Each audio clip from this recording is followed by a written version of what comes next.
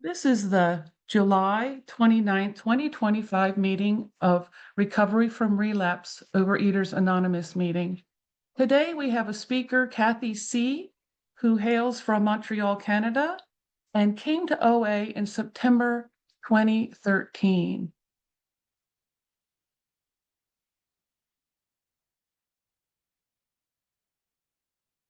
Good morning. I hope I'm being heard well. My name is Cathy C. I am a recovered compulsive overeater, and I use the word recovered because I'm recovered just for today, because I live by the steps in the big book here. It tells me I can recover from a seemingly hopeless state of mind and body. Um, at the very beginning, though, I didn't understand what that was. I thought I was going to come to OA, lose the weight, change my taste buds, because somehow something would happen when I would start eating certain foods or engage in certain behaviors. I wanted that to be changed. I wanted to eat moderately. I wanted to eat like a lady. I wanted to be thin. And then I thought I will be happy. Once I become thin and all that changes, then I'll be happy. So leading, so why did I need to come to OA in the first place, right? What was really going on with me? How did that look? So I don't have the typical story of, compulsively eating or being, obese or anorexic or however food has, you know, just became problematic in people's lives. My story is unique to mine, just like I believe everyone else's is. So I was okay. I wasn't obsessed about food or body image up until my mid 30s. Now, I did always have, a leaning towards food. I always enjoyed, trying new foods. I was always like, oh, can I have more? Can I have more? I was never again obese, but I was like, fluffy or chubby. I don't know what the right term would be, but I was okay. I was okay. I thought I was okay. But the truth is that unmanageability that we talk about in the rooms or in the big book and the steps is I always did try to use outside, forces and outside, help. So as a young girl, I was biting my nails. I had this nervous energy. Then I started to smoke. So again, I was always relying on that to help me, whatever was going inside, but it was low level, right? I was still very young. Then I met my husband and I sort of made him my higher power. And then we had children. And then somewhere in my mid 30s, things started to get harder. Wasn't biting my nails anymore, wasn't smoking anymore. So there I was, the worst place to be. So I decided to go on a diet because I saw my sister in law go on a diet and she looked well, she looked happy. And why can't I? And that's what started this cycle of eating and not eating. I had lost weight and I thought, well, I'm going to have to keep this low weight of 102 pounds. I was, only 5'2" in height. And so 102, 103 is very low. But though I thought this is how it should be, I should be able to maintain it after all. Um, but I wasn't. And it became an obsession, and I remember realizing to myself, this is taking over part of my mind. I'm constantly thinking of what to eat, what not to eat. And so then for the next 10 years, that's where I lived trying to diet again, right? Trying all these diets, low carb diet, low fat diet, just a protein diet. How about, going to the doctor and he gave me a cookie diet, have 8 cookies a day, you lose 5 pounds. So I did all sorts of, ridiculous things. I even had my fat freeze, try to freeze my fat off. I hired a personal trainer where they do, a bikini model competition, and the thing is, I would be okay to start, but somehow I wasn't able to stay stopped or to stay on any diet. Because again, I thought I knew what I needed to do. There I was again, planning, making all these like goals for myself, thinking that, pull yourself together. They can do it. Why can't you? You just need more willpower. Apply yourself. It's not that hard. What's wrong with you? And so I was sharing with a friend, a personal friend, and she said to me, you know what? Herself, by her own admission, what was obese. So at this point, I had only 15, 20 pounds, probably 20 pounds. So it was the same 5 pounds I was trying to lose every 4 to 5 days. That was my pattern. 3 to 4 days. I would starve and then binge. Starve 4 days, binge three. And then it kept getting closer and closer and shorter and shorter. And I kept binging and being miserable. So, she said to me, Kathy, we are like alcohol to the alcoholic when it comes to sugar. And I said, oh my God, is that what that is? A sugar addiction? So I Googled sugar addiction and OA popped up. And I told her, I said, you know what? There's a meeting. There's an OA meeting on Thursday night in the basement of a church. Should we go? She goes, yes, let's go. So I get to the meeting. I'm in the parking lot and I text her. I said, hey, I'm here. She says, you know what? The plumber who's renovating my washroom had an issue. I need to go to the, the store and get him a piece. If not, he won't be able to complete the job. I said, okay, no problem. I'll go and I'll let you know how it goes. So I walk into this room, bottom of the basement of a church, and someone says to me, are you here for the choir? Again, I guess I didn't look to them like I was, however they expected me to look on the outside. And I said, no, I'm here for OA. They're like, oh, okay, come on in, come on in. And so I remember when they were talking about all this food, all the issues they had with food, all the problems and what they did with food, right? So they stole food like I did. They hid their food like I did. They had like these patterns or these behaviors, like I'd eat well, okay, in front of people, and then I'd be like this other person when I'd have like this compulsion to eat. And so I started crying. I was so moved. I was so shaken. I felt a sense of relief, like, oh my God, this is like real. And then they talked about God. And I really didn't. I'm like, oh, okay, that's not bad. I can do God. I'm like, okay. So again, I tried. I stayed in the meetings, kept coming back. They said, kept coming back, keep coming back. So I just kept going. But it took a year and a half until it really hurt. And that, I was just using that meeting for emotional support and I wasn't getting anywhere. I was not getting anywhere until a woman said to me, a member said, well, how are your 10th steps? And I said, my 10th steps? I said, well, I do it in the morning. And I thought it was just like a prayer, like, of some sort. And she's like, no, she says, look on page 84. And she, those four things that the step 10 indicates to us. I'm like, yeah, no, I said, wow, I never saw that. I never saw that. And she says, well, this is how it is for me. This is how I am able to stay okay. And so she brought me through the steps, and I felt recovered. I had a sense of recovery, and so I kept on with her. And then she decided to move from one from one meeting group to another. She says, if you want me to sponsor I'm moving over there. And in this OA kind of meeting, we don't talk about food. We don't believe in the allergy of the body. It's all about service. It's all about, you providing your day, your time, go to meetings to help others, and you will be okay.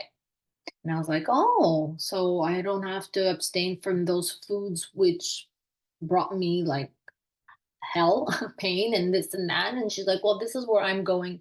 You're free to go. So I wanted to go with her because that's where I was. People pleaser. I still needed her. So I went with her, and there's where I continued to relapse. I continued to.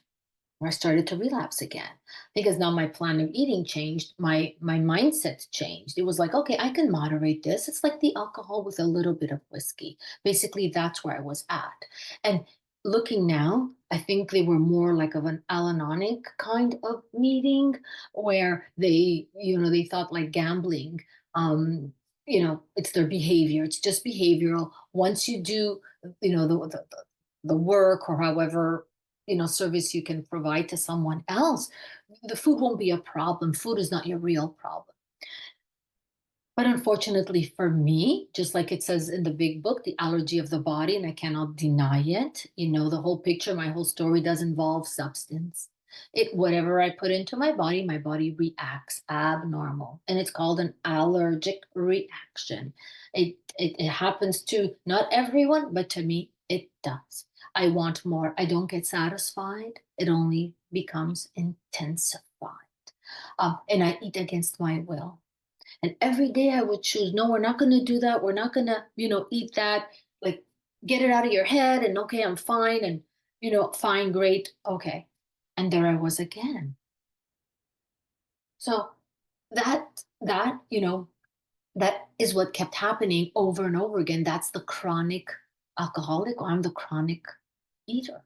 This would happen over and over again unless I had a psychic change. And so, what is this psychic change? What does it mean? And how do I get it?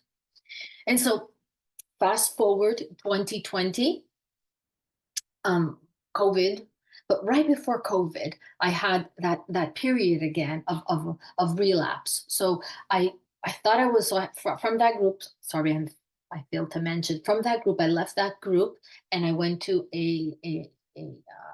another OA meeting where they study the big book every day. They study the directions, and they believe in a food plan, abstaining from those foods that create the allergy, just like an alcoholic has to drink, but he doesn't have to drink alcohol. That was the same for me. I don't have to eat those foods. So for me, all of it is like desserts and sugar and all those snacky kinds of food. I had to abstain from that behavior. So I had a sponsor who said, I want you to get a plan of eating from a nutritionist. And I was like, well, I already know how to eat. I know how to diet, right? Did I really though? Did I ever find freedom from me, being like, okay, I'm going to eat this. And then, well, maybe I'll eat that. And well, I didn't have that in the morning. I can certainly eat it. And then it would become a mess. I would just be constantly eating and still consumed, having that food obsession, what to eat, what not to eat. I wasn't free. So she said, try this, have a plan of eating, make sure you have the food, make sure you have everything you need, no more excuses for not, and if you make substitutions or things change, absolutely let me know and send it to me every day. So that's was my first,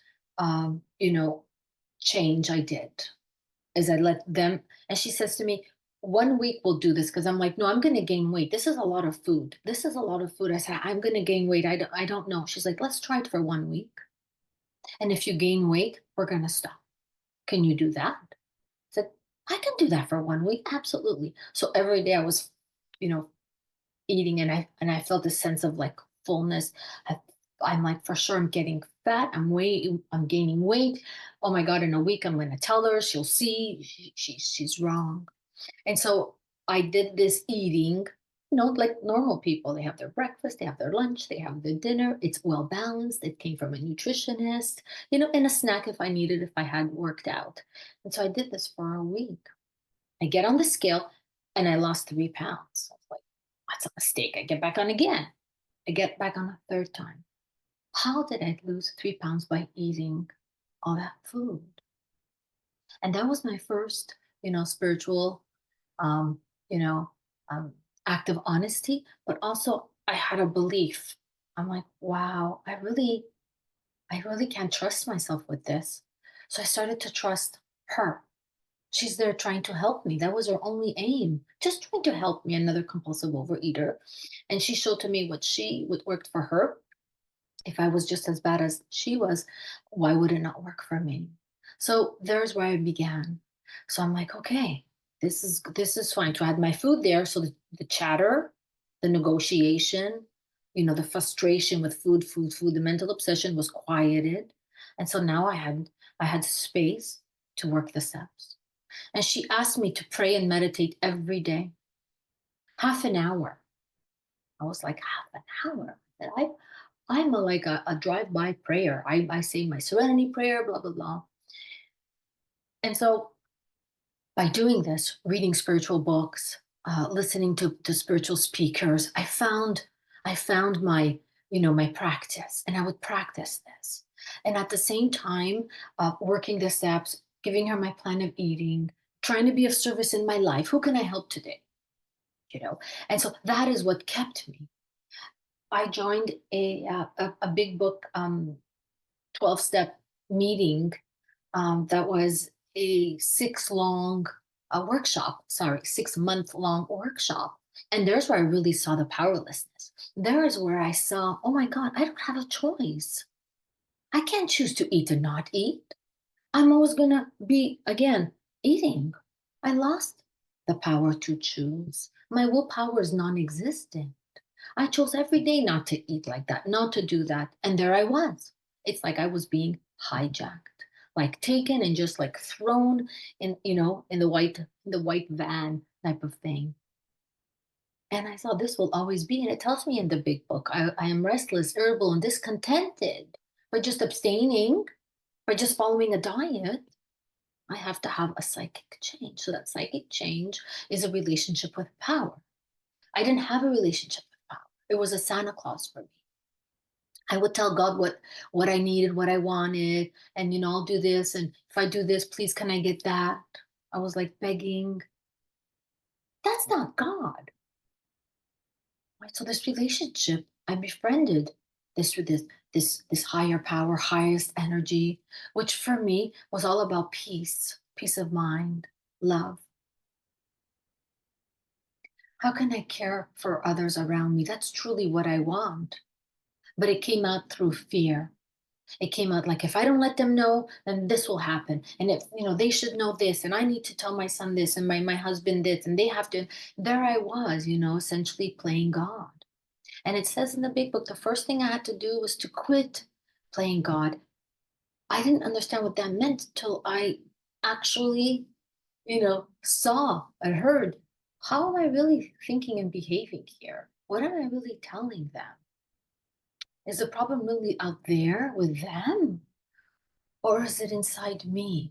What am I perceiving about the situation? What am I thinking right now? Where am I going with this? Am I still in the past thinking that that bad thing will happen again? So here I am. I got to get in there. Let me rearrange. Let me rearrange everybody, write the lights, the script. That's essentially what really ailed me thinking I knew. And so I had to continue here living in the steps. I had to continue to watch myself. And by doing inventory, I do inventory every day, because, well, that's my 11th step, right? At night, it asks me to check, where were you resentful? Who are you angry at? Right? Were you dishonest and dishonest, like thinking?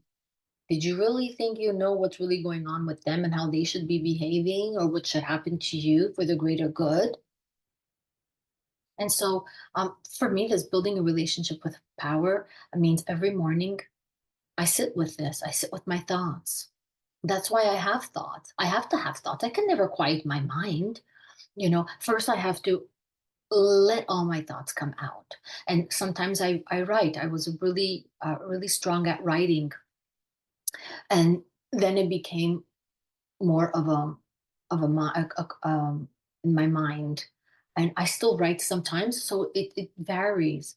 And unless I still feel angered, upset, wanting things, in self-pity, whatever's going on with me, until I don't feel like I've let everything out here with God, shared it with God, with this higher power. um I continue until I feel that relief. If I don't, I know I need more. I still haven't abandoned myself, right? It says in the big book, I have to abandon myself. What does that mean? Well, it's all my thinking, right? And so I pray for what? I pray for knowledge. For whose knowledge? God's knowledge, for his will for me. I don't pray that my son doesn't get sick. I don't pray that my husband does this. I can't pray for that. That's so selfish. It doesn't work. It makes me more upset because now I'm expecting them to behave a certain way. After all, I told God, where's God? Why isn't he doing it? He's not my errand boy. I'm not Mrs. God, like, my husband. Can you take out the garbage? That's not God. So I had to change all that. I had to set aside everything I thought about, this higher power, this God, what I really need. And I would ask God, change my thoughts. Why am I so angry? Why is this still on my mind? What am I really worried about? How would you have me be? Who would you have me speak to today? Where can I be most useful, most helpful? And you know what? The miracles that come through my life now, having practiced this practice, because it is a practice, I see God everywhere. I get like, it says like we get this intuition, so an idea comes, and I'm like, oh, and I take those actions now. So my thinking is changed because I ask God to direct my thinking. It says that in the pages 86 on awakening. Divorce it from self-pity, right? For those motives that will just only serve me. And we all know what that means because we have loved ones in our life. And of course, we don't want them to have any pain or any issues. We want them to be healthy. We want them to be happy. Absolutely. I want that for them. Um, but what gives me the power where I could be today and know and trust that they are going to be happy, free, and healthy is through God. It's through God. God doesn't want those things, this higher power doesn't want those bad things to happen either, you know? And so again, I had to change what I thought the purpose of God was. I thought God created tornadoes. God created, the wars, or He was responsible somehow. That was my my foolish thinking. That was, that kind of God. I feared that God. That was, I inherited that from my parents when they used to bring me to Sunday mass, and the priest would like yell at us, and and fear God and fear God. I don't have a fear of God. It's really my what I make up things in my mind that I should really um you know watch out for. And the steps, the inventory steps help me that, what's really going on. Let's look at it. Let's discuss this with another person. And so I do the daily 10, 11, 12, and I haven't relapsed in 5 years. In September 2020 would be 5 years that I have not hurt myself with all those sugary and awful foods that are awful. And now I see it as just like anything. And I've traveled. We always have family over. I also bake for my family, of course, and I cook. And I don't have that obsession anymore. Right now, I can tell the true from the false, whereas before I didn't. I see clearly this will never work. No. Ooh. And that came to me. That was, lifted. And it was sometime when I was doing the steps. I don't know when, but it did. And I remember saying to myself, oh my God, you forgot to binge today. It's like I didn't forget the binge. It was removed. It was removed. Yeah. It just was taken from me. Why? Because I'm in a different place. I ask God to change my thinking, to change my heart, and therefore my behavior changes. So I continue to do my 10, 11, 12, and to be of service, right? It tells us even at the very beginning of the big book, right? This, to be there for others, to help others, to be, who else can we help today? I don't know where it says it, but it says it says that I don't know where it's at exactly now, but it tells me right at the beginning, I'm here to help someone else today. And everywhere in my life, I'm not here just to get the cute little house and the fancy car and the vacation and the nice clothes and the thin body. And no, those are all extras that I appreciate, and I'm grateful for that in my life. But the core, the real purpose, the real love, the real satisfaction is really when I first get God's love, God's intuition, and I carry that out and I help other suffering compulsive overeaters and people in my family as well. And I just want to mention, I also had in 2020, 20, 2019, before my the recovery, my son was diagnosed with a disease, and I provided for him because he came to me, with his fear and his, anguish, um, and I just provided to him a solution of a higher power, of a God. And I said, just sit with this higher power. The doctors, we have great doctors. The surgery is coming up. We have a plan for that. But and somehow I knew I had to tell him to just find his 5 minutes, mind. Cathy. Thank you. And so I something said, program God. He needs God too, right? Because we all have God. And I said to him, you have a higher power, you have a God down deep inside you already. You are already equipped.